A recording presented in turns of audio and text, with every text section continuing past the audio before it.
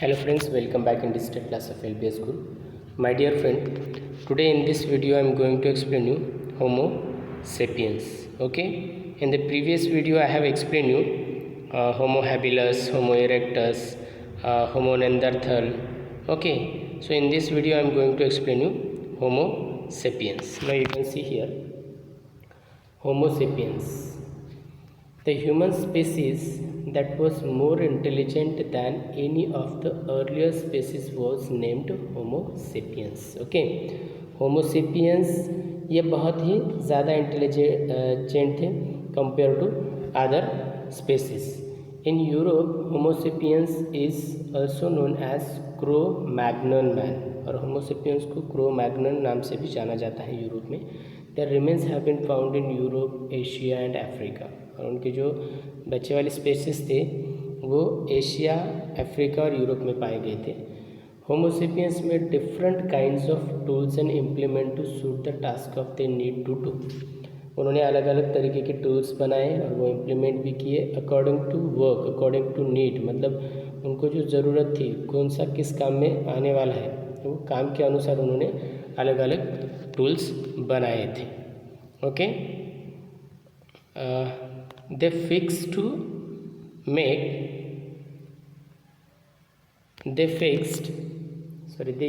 to make stone blades, fix them in grooves. You have to find out meaning of grooves and learn it. And notches made in wood or bone handles. Okay, so this is about Homo sapiens. Homo sapiens had developed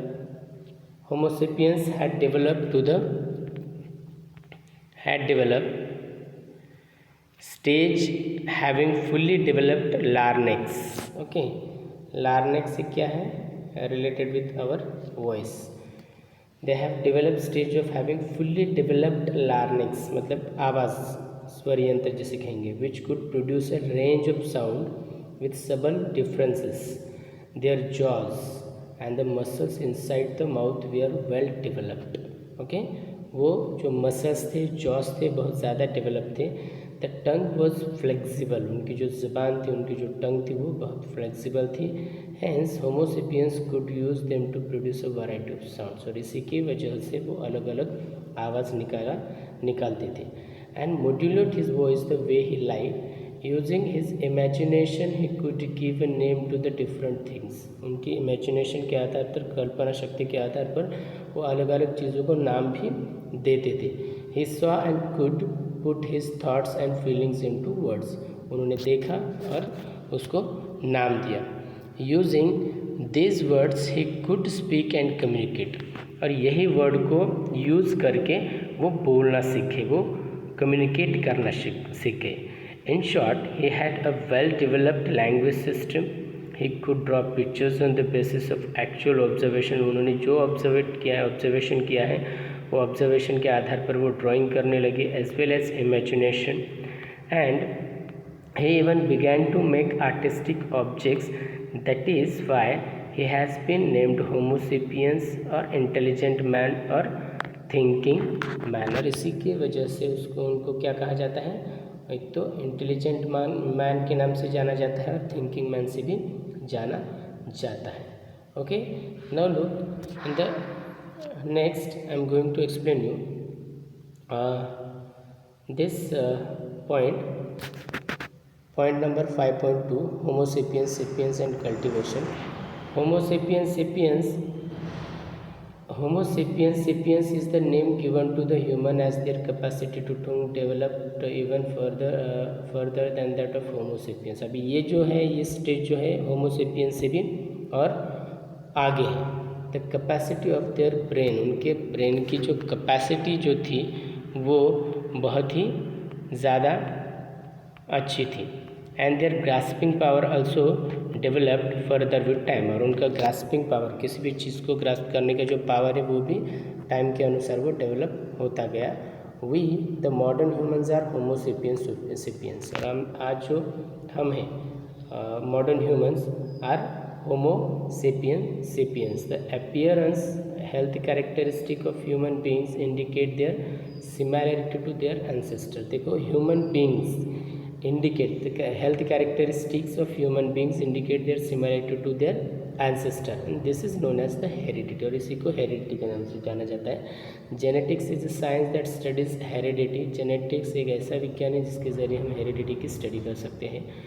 genetic research has shown that we have inherited some state Neanderthal man. This it can be said that the Neanderthal man and Homo sapiens are both ancestors to the modern humans. Around 11,000 to 10,000 BC, Homo sapiens developed the technique of cultivating land and keeping animals. Because of their well-developed capacity to think, the speed at which they improved their technology increased with time. उनकी सोचने की जो capacity थी, क्षमता थी, काम करने का तरीका, और इस तरीके से वो डेवलप कर गए थे टेक्निक में, टेक्नोलॉजी में समय के अनुसार। They began to live more settled life. उनको सेटल्ड लाइफ जीना पसंद था। ओके, सेटल्ड लाइफ जीने लगे थे वो। And they began to grow food grains, और वो फूड ग्रेन्स भी क्रॉप ग्रो करने लगे। As a result the amount of carbohydrate in their food increase. और इसका नतीजा क्या हुआ कि उनकी जो खान पान में, उनके शरीर में जो कार्बोहाइड्रेट होता है, वो कार्बोहाइड्रेट वो बढ़ गया। The change life style and diet affected the appearance of humans. और जो लाइफ स्टाइल होती है, जो डाइट होता है, वो हमारे अपीयरेंस पर भी उसका इफेक्ट होता है। Their body and face grew smaller than they had been the earlier generation. उनके अर्लियर जनरेशन के कैसे उनके ये थे, फेस थे बहुत बड़े थे, तो कंपेयर टू दैट जनरेशन इनके जो फेस है वो छोटे हो गए, छोटे बढ़ गए और बहुत अच्छी तरीके से दिखने लगा। The name homo sapiens reflect there intellectual and cultural rather than their physical progress. और फिजिकल प्रोग्रेस नहीं बताते, बट उनके इंटेलेक्चुअल और कल्चरल क्या वो पावर बताते हैं। And all animals must necessarily meet their basic need for food.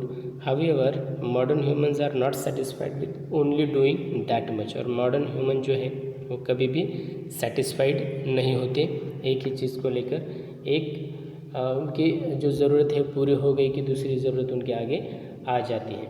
Through their effort to enrich their lives using their creativity, intelligence and skill, human beings acquired a culture. Okay, और इस तरीके से वो creativity, intelligence, skill और human beings ने क्या किया, culture को एक्वायर्ड किया and continue to develop it. और इस तरीके से उन्होंने उसको डेवलप किया, एंड डेवलप करने के बाद technological and cultural progress, okay, technological and cultural progress achieved by modern humans after the beginning of agriculture and domestication of animals has been extremely rapid. Domestication animals यानी जो पालतू जानवर हैं उनको पालना, जैसे गाय है, जैसे काऊ होते हैं, बफेल होते हैं, ऑक्स होते हैं, ओके, लाइक दिस।